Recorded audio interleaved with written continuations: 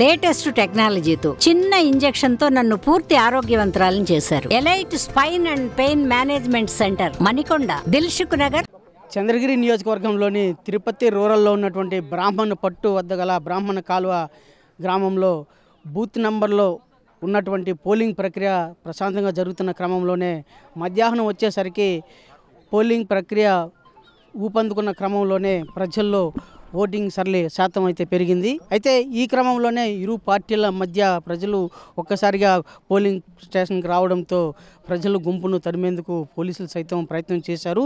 అయితే అక్కడ ఆ పరిస్థితి ఎందుకు వచ్చింది అనేది తెలుసుకునేందుకు స్థానికంగా కొందరు నాయకులు ఉన్నారు, వాళ్ళని అడిగి తెలుసుకుందాం. ప్రధానంగా ప్రశాంతంగా జరుగుతున్నటువంటి పోలింగ్ శాతాన్ని పెంచే క్రమంలోనే ఇవాళ వాదోపవాదాలు, పార్టీల మధ్య వాదోపవాదాలు నెలకొంటున్నాయి. ప్రజల్లో ద్వేషాలను రెచ్చగొట్టేలా వ్యవహరిస్తున్నారు. దీనికి సంబంధించినటువంటి మరిన్ని వివరాలు తెలుసుకుందాం. అలాగే ఈ బ్రాహ్మణ కాలువ గ్రామంలో ఇదే క్రమంలో ప్రజలను చెదరగొట్టేందుకు పోలీసులు సైతం కాల్పులు జరిపే పరిస్థితి నెలకొనింది. దానికి గల కారణాలు ఏంటనేది అడిగి తెలుసుకుందాం. ఇవాళ స్థానికంగా మీరున్నారు, ఏం జరిగింది, ఏంటి, ఎందుకు కాల్పులకు గురి తీశారని చెప్పేసి భావిస్తున్నామండి? ఎందుకు జరిగిందండి సార్? ఒక్క నిమిషం రండి. ఇప్పుడు మీరు ప్రశాంత వాతావరణంలో పోలింగ్ ప్రక్రియ జరుగుతుంది, అలాంటిది ఎందుకు మధ్యాహ్నం ఈ పరిస్థితి నెలకొనింది? ఒకరొకరు చెప్పండి. ఉదయం 6 గంటల నుంచి సజావుగా జరిగే ఎన్నికల ప్రక్రియను అసూయతో జీర్ణించుకోలేకుండా ఏజెంట్ల ద్వారా రెచ్చగొట్టి మా ఏజెంట్ల మీద దాడికి ప్రయత్నించారు. అప్పుడు తిరుగుబాటు జరిగింది. పోలీసులు కూడా సంయమనం పాటించారు. పోలీసులది కూడా తప్పు లేదు. లోపల పిఆర్ఓ మాత్రము ఏకపక్షంగా వ్యవహరిస్తున్నారు. ఇదే మా విన్నపం.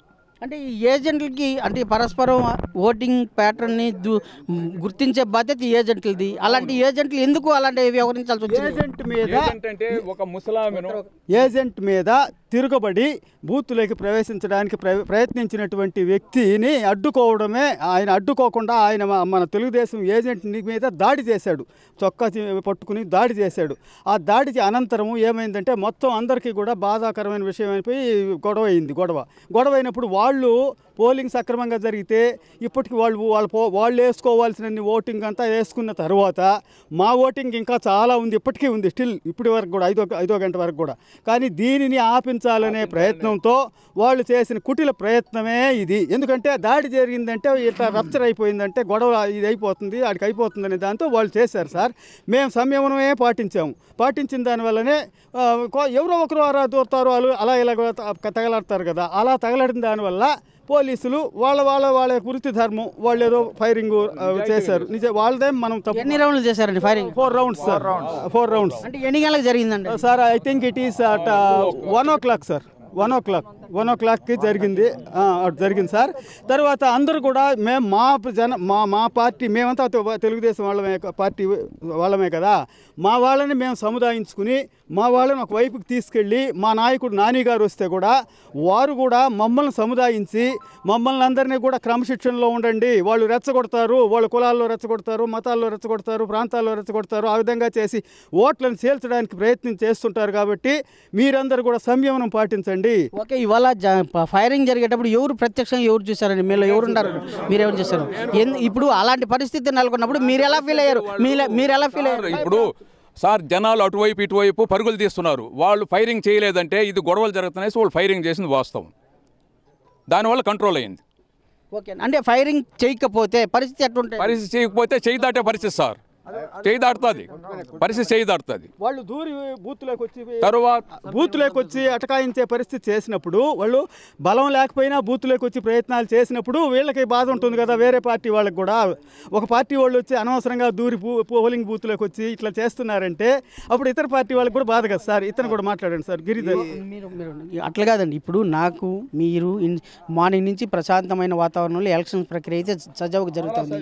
అయితే ఉన్న పలంగా ఈ ఉధృతానికి కారణం ఏంటి? ప్రధాన కారణం ఏంటి? అంటే మీరేమో మీరంటారు, వాళ్ళేమో వాళ్ళు అంటారు. ఏంటి జరిగింది? ఏమంటే ఒక హ్యాండిక్యాప్డ్ వచ్చాడు ఓటరు, ఆయన లోపలికి వెళ్ళాడు. వాళ్ళ భార్య వెళ్ళింది లోపలికి, ఆయన వేయలేడు, కనపడదు, ఇవన్నీ కాదంటే పీఓ గారు ఒప్పుకున్నారు. ఈ ఏజెంట్లు వేసి అది జరిగేదానికి లేదన్నారు. వాళ్ళ ఓట్లకు మాత్రం వైసీపీ ఓట్లు వచ్చినప్పుడు అలాంటి చెప్పినప్పుడు మేము యాక్సెప్ట్ చేసినాం. ఎందుకంటే ఏదో కనపడిన వాళ్ళు ఉంటారు, ఇది ఉంటారు అనేసి. మా వాళ్ళు నేనీయకుండా అడ్డుపడి రెచ్చగొట్టినాడు, రెచ్చగొట్టి పైకి వచ్చాడు. పైకి వచ్చినప్పుడు మేము ఎందుకు ఇట్లా మాట్లాడతామని ఒకరికొకరు తోసుకున్నాం గలట్లయింది. ఇది అయింది, జరిగింది, అయిపోయింది. చెవిరెడ్డి మోహన్ రెడ్డి అనే ఒక ఎమ్మెల్యే క్యాండిడేట్ ఒక రౌడీ లాగా ఒక 500 మందిని జనాలను వేసుకొని బూత్ మీదకి వచ్చి బ్యారికేడ్లు నించేసి కుర్జీలు పగలగొట్టి యానా కొడుకులు వస్తాడు రండ్రా అంటాడు. అతను ఒక ఎమ్మెల్యే క్యాండిడేట్. ఇప్పుడు పరిస్థితి, ఇప్పుడు గ్రామస్తులందరూ ఉమ్మడిగా ఉన్నారు, అంటే ప్రశాంతమైన వాతావరణంలో జరుగుతూ ఉంది. ఇలాంటి పరిస్థితుల్లో ఒక ఉధృతమైన వాతావరణాన్ని క్రియేట్ చేసినప్పుడు గ్రామంలో ఎలాంటి పరిస్థితి నెలకొనే అవకాశం ఉంది? అంటే ఇలాంటి సిచ్యువేషన్ దారి తీయడానికి ప్రధాన కారణమైన మీరు ఉన్నారు అప్పుడు ఏంటి పరిస్థితి? నేనున్నాను సార్. నేను ఓటేయడానికి వచ్చాను.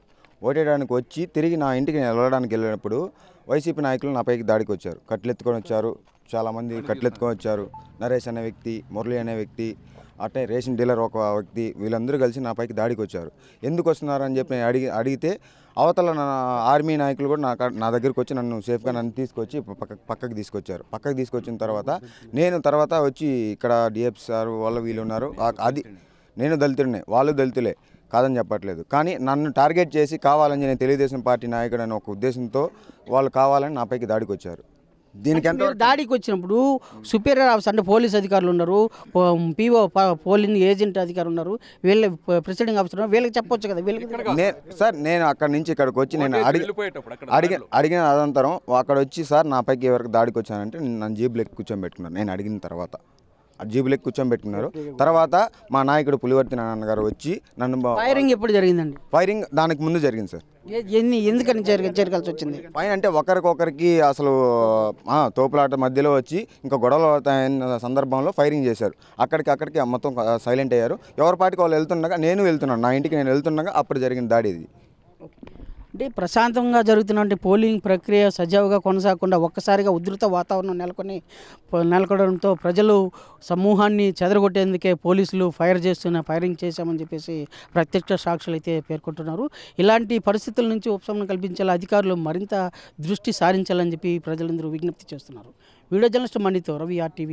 మరిన్ని వీడియోస్ కోసం ఛానల్ ని సబ్స్క్రైబ్ చేయండి. లేటెస్ట్ అప్డేట్స్ కోసం వాట్సాప్ ఛానల్ ని ఫాలో చేయండి. అండ్ లింక్ డిస్క్రిప్షన్ లో ఉంది.